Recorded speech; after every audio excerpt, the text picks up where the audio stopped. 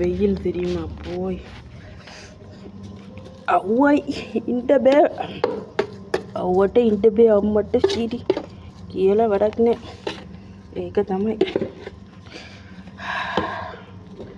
இதில் வந்து ரோசா மரத்தை அதிகம் போடுவோம் எதுவுமே ஆட்டையை போட்டால் தான் அதோட என்ன சொல்கிறது ஒரு தனி ரகமே ஆட்டையை போட்டு நம்ம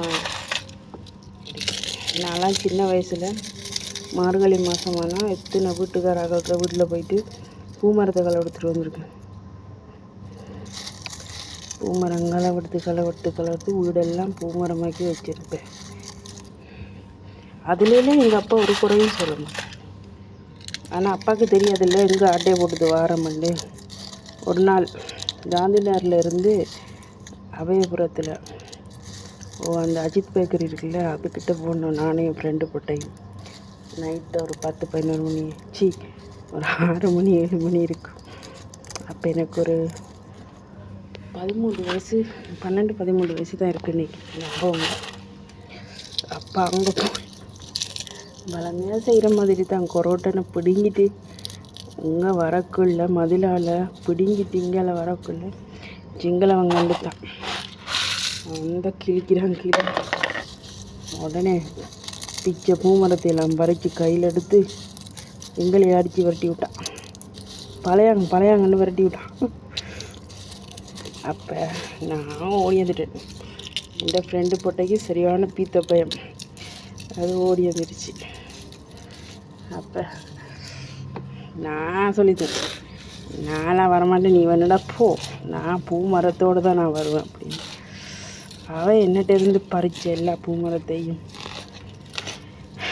அவள் பறிச்சா எனக்கு என்னன்ட்டு நான் என்ன செஞ்சேன் திரும்ப போயிட்டு அவளோட அப்பா கிட்ட சொன்னேன் கடைக்கு போயிட்டு வரேன்னு சொல்லிட்டு பிடுங்கிட்டு பிறகு என்ன செஞ்சேன் வந்து பூ வந்து அவன் நான் பிச்சை அவன் பறிச்சு தரேன்ட்டு கோபத்தில் போயிட்டு வரேன்னு எல்லாத்தையும் பிச்சை எடுத்துட்டு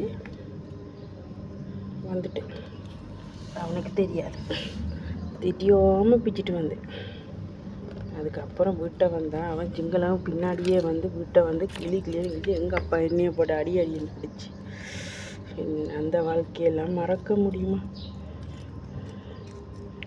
பூமரங்களை ஒடுக்க பார்த்தீங்களா திருட்டு கோழி திருட்டு மாங்காய் பூமரம் அந்த வாழ்க்கையெல்லாம் வருமா கோயில் வழியை திருவிழாவுக்கு போனால் அங்கே திருடுறது வேறு லெவலு தான்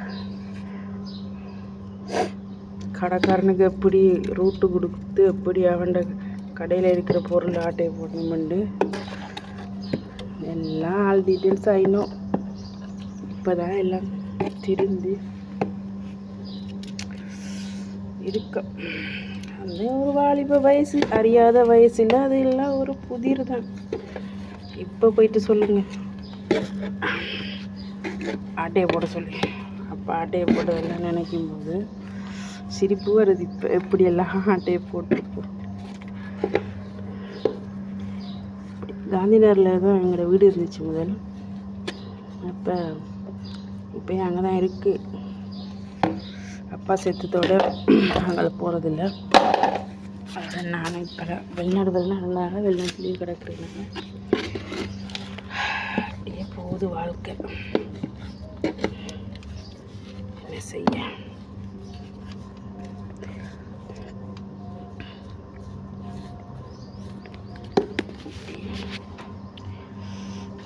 அறியாத வயசில் பல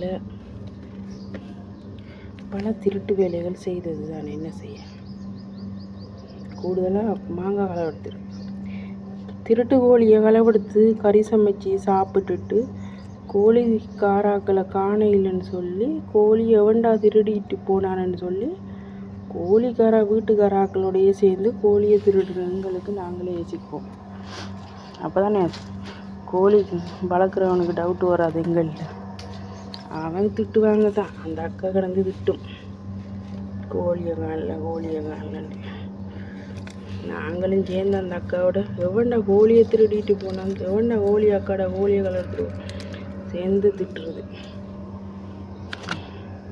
இப்போ வரைக்கும் அந்த அக்கா வீட்டில் 15 கோழிகள் ஆட்டையை போட்டிருப்போம். களவெடுத்து கறி சமைச்சு தின்னுட்டோம். ஆனால் இப்போ வரைக்கும் தெரியாது நான் தான் ஆட்டையை போட்டேன். அவ்வளவு நம்பிக்கை அக்காவுக்கு என்னில்லை.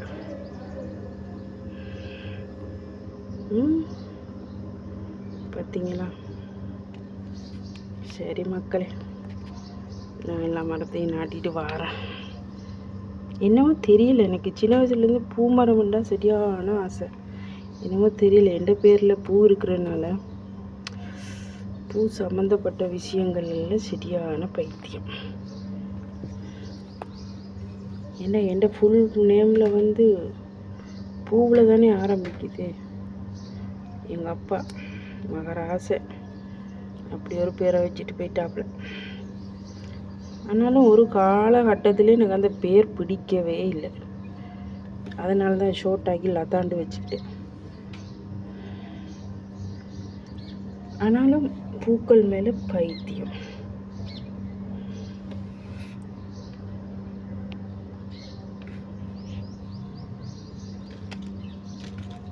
இது கூட அன்றைக்கு இங்கே வந்து நானும் வீட்டுக்காரையும் போகலாம் ஆட்டையை போட்டேன்.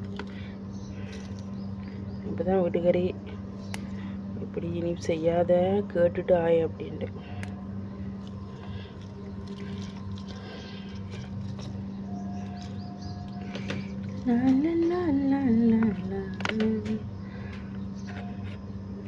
உம்மழகான கண்கள் என்னை கண்டதாலே இயேசுவே. ஓகே கைஸ், பாய். ஓகே ஃப்ரெண்ட்ஸ், பாய். எல்லாருக்கும் பாய் பாய். என்னோட திருட்டு வேலைகள், சின்ன வயசில் நான் செய்த அட்டூழியங்கள் எல்லாம் நிறைய இருக்குது. அதில் ஒரு 100ல் உங்களுக்கு 9% தான் சொல்லியிருக்கு. 10%, 100ல் 10% தான் சொல்லியிருக்கேன். நிறைய இருக்குது தெரியுமா? ஆனால் அதுக்கு இப்போ சொல்ல டைம் இல்லை. நான் அவ்வளவு சுட்டித்தனமாக தெரிஞ்சேங்க. சுட்டித்தனம்னா சொல்லு வேலை திருத்தவே முடியாது. எங்கள் அப்பா அடிக்க கம்பு எடுத்து வந்தால் அவர் அடிக்க முந்தைய கத்தி ஊரை கூப்பிட்டுருவேன். அதோடு எங்கள் அப்பையும் அடிக்காது. ஒரே புள்ள தானே, அம்மா இல்லாத புள்ள, செல்ல புள்ளண்டு செல்லத்தை கொடுத்து அந்த மனுஷன் வளர்த்து இன்றைக்கி தான் அப்பா இல்லாத அந்த வாழ்க்கைக்குள்ளே இருக்கும்போது தான் அவரோட அருமை தெரியுது. அது வரைக்கும் அவர் இருக்கும்போது கஷ்டம் என்றாலே என்னென்னு தெரியாமல் வாழ்ந்தேன்.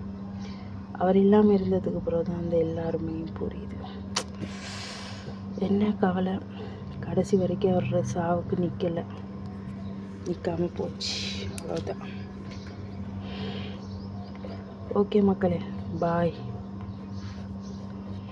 எல்லாரும் அப்புறமா சந்திப்போம். பாய். God bless you. ஏசப்பா உங்கள் எல்லாரையும் ஆசீர்வதிப்பாராக. ஆமேன்.